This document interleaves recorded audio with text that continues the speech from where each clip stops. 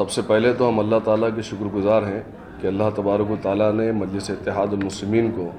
ایک بہترین کامیابی سے نوازا ہے۔ عظیم تر بلدیہ حیدرآباد کے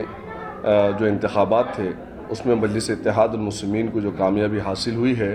اس پر مجلس اتحاد المسلمین کی طرف سے ہم تمام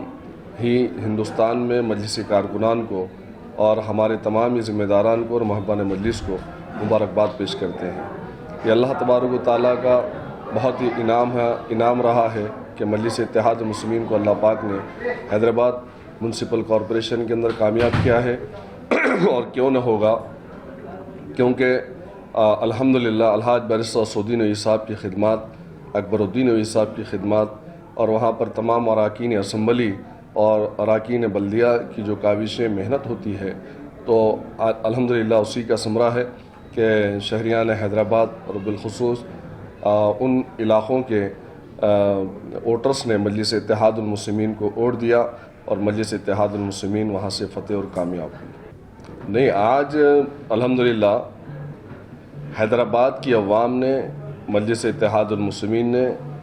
اسدالدین اویسی صاحب، اکبر الدین اویسی صاحب نے یہ ثابت کر لیا ہے کہ بھارتیہ جنتا پارٹی کو اگر کوئی روک سکتا ہے اور کسی پارٹی میں وہ طاقت ہے، دمخم ہے، تو مجلس اتحاد المسلمین میں ہے۔ کیونکہ آپ نے دیکھا کہ کارپوریشن کے انتخابات بلدیہ کے تھے، اور بلدیہ کے انتخابات جس طریقے سے جی ایچ ایم سی میں ہو رہے تھے، حیدرآباد میونسپل کارپوریشن میں ہو رہے تھے، گریٹر حیدرآباد میں، تو آپ وہاں پر دیکھتے ہیں کہ بلدیہ کے اس الیکشن میں، اس چناؤ کے اندر جو چناؤ بلدیہ کے محکمہ بلدیہ کے تمام محکموں سے تعلق رکھتا ہے، چاہے آب رسانی ہو یا پانی کی نکاسی ہو یا پھر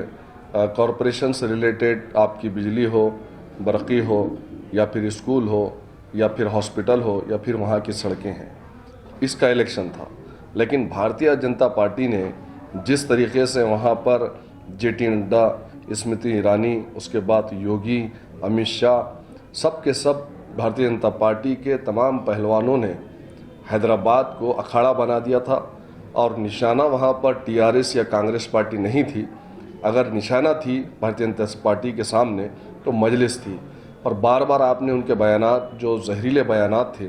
ان کو دیکھا ہوگا۔ کوئی ایک بات ان کی برقی کو لے کر نہیں تھی، کوئی ایک بات ان کی سڑک کو لے کر نہیں تھی، کوئی ایک بات ان کی ڈیولپمنٹ کے لیے نہیں تھی، کوئی ایک بات کسانوں کے لیے نہیں تھی، بات وہاں کی بنیادی سہولتوں پر ایک بھی بات نہیں تھی، نہ ہی ان کے مینیفیسٹو میں تھا۔